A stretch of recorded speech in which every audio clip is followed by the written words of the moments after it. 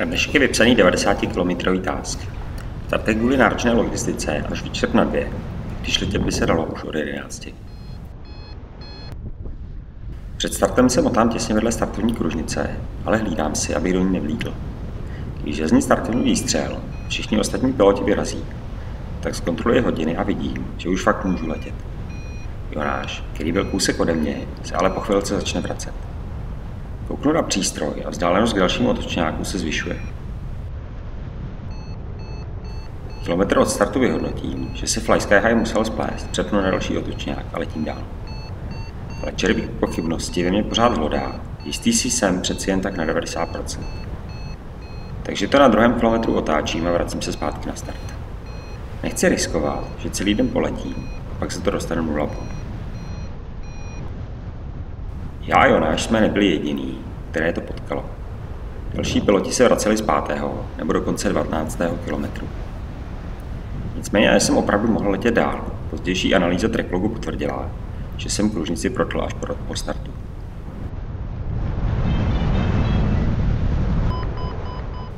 Po hřebeni se letí dobře, daří se mi dodržet dobrou výšku.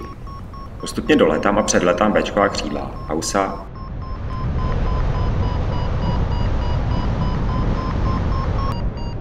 později i Janču.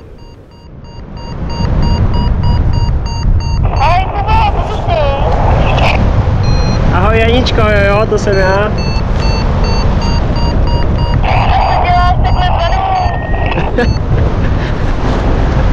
Já tak lítám normálně, ale co ty děláš tak vzadu? Ty normálně lítáš předem.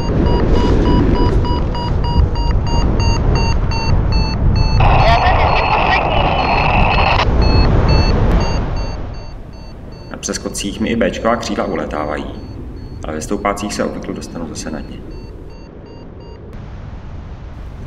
První otočňák je vystrčený trochu do rovin, ale i údolí přeskakuji po horách. Já chci lítat do vyhnívací oblasti, kde jsem skončil v sobotu. Takový místní libouchec.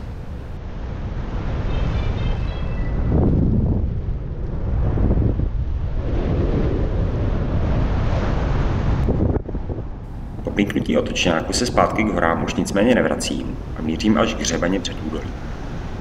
Ignoruji půlkové a jedničkové stoupáky a říkám si, že u hřebene bude něco lepšího.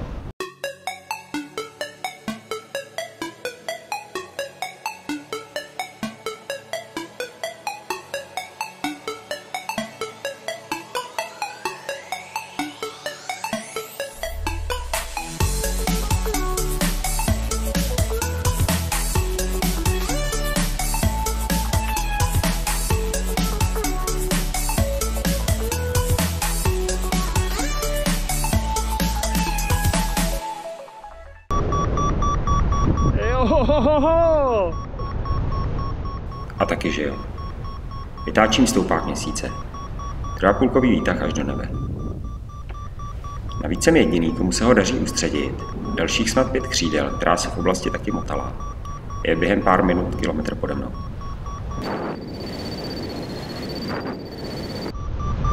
Jo, to je výtah do nebes!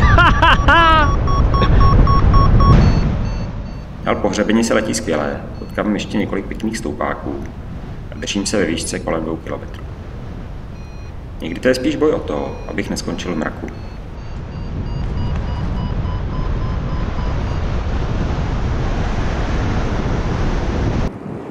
Tak dneska první ostrý task, na startu jsem to nejspíš podělal, protože tam jsem se motal kolem startovní kružnice. Pak už start měl být ve čtvrt, bylo čtvrt, tak jsem vyrazil, všichni ostatní taky, ale asi po kiláku jsem teprve zjistil, že mi to nepíplo, takže si myslím, že jsem tu kružnici přeletěl třeba o 10 sekund dřív nebo něco podobného. Byl jsem si celkem jistý, že to myslím, jsem přeletěl ve správný čas, ale po dalším kilometru jsem si to rozmyslel, říkal jsem si, jdeš chytat 0 bodů za task, tak jsem se teprve po těch 2 kilometrech rozhodl, že se vrátím, takže jsem se vracel 2 kilometry zpátky na start a vlastně všichni mi uletěli, tak jsem pak letěl sám, postupně dolétávám Bčkový křídla, Hausa jsem dolítl, Janičku jsem dolítl a předlítl.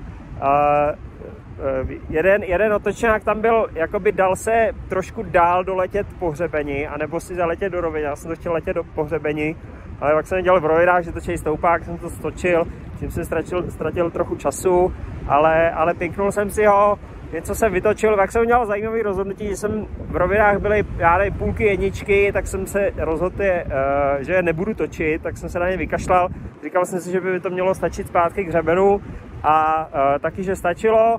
A tam jsem chytil naprosto neskutečný stoupák, asi 3,5. Všichni ostatní, já nevím, bylo tam dalších 5 pilotů, ty točili vedle něco jiného, ale já tam točil prostě úplně luxusní jádro a během pár minut jsem měl za kilometru pod sebou, takže úplně skvělý. Teďko, já nevím, 5 kilometrů asi dost trošku bojuju s tím, abych neskončil v mracích, takže dost často na plném speedu. Když to začne pípat, tak to ani netočím, protože do základny je 100 metrů a nechci riskovat, že skončím v mraku.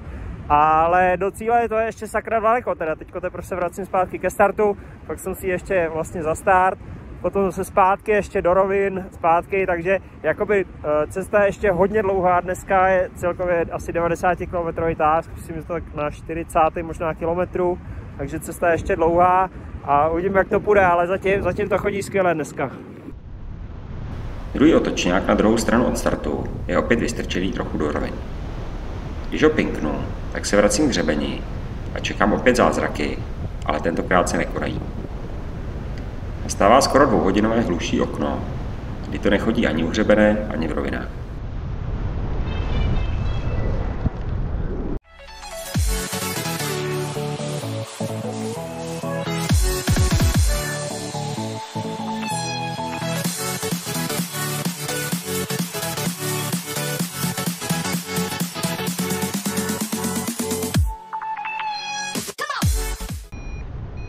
Ke třetímu otočňáku, tentokrát opravdu hluboko v rovinách, chci vyrazit, jakmile u hřebene vytočím základnu.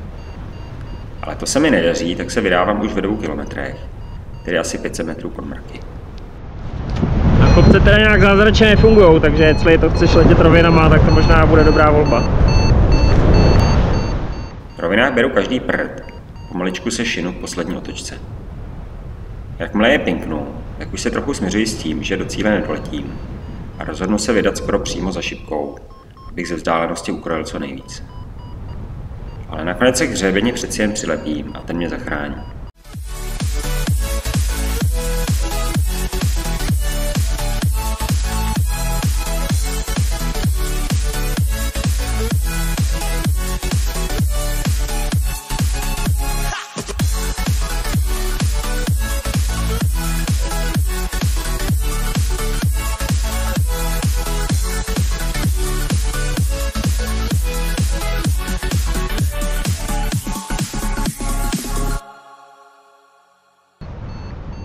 Do cíle to mám asi na klouzách 8:1, což už by podél hřebene mohlo vyjít. Kousek ode mě je nějaké Enzo, které to pálí rovnou do cíle. Já letím dál podél hřebene a když potkám stoupák, tak si ještě nějakých 200 metrů doberu, abych měl jistotu. Pak vidím, jak to Enzo spláchne a kousek před Enzo v speed section zoufale šudlá nějakou nulu, aby se zachránil. Tady přepílek, ten chvíli se musí přistát na zem, nebo můžu doletět do tempu, když mám velkou výšku. Mohl bych ho přesmažit, ale po 2 hodinách trápení potkávám opravdu hezký dvojkový stoupák. Tak se ho rozhodnu vytočit a z cíle si doletět domů. Je to opravdu nezávodnické rozhodnutí, protože cílovou pásku protírám 2100 metrech. Nicméně, jak později zjišťuji, hory za Čech bych stejně nedostal, i když bych letěl rovnou, takže toho litovat nemusím.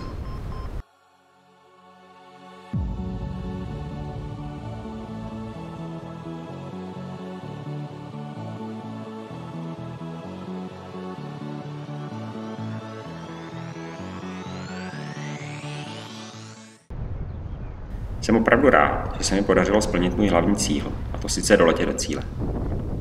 Škoda času promarněného po startu a před cílem, ale pomalejšího a jistějšího postupu během tásku nelituji.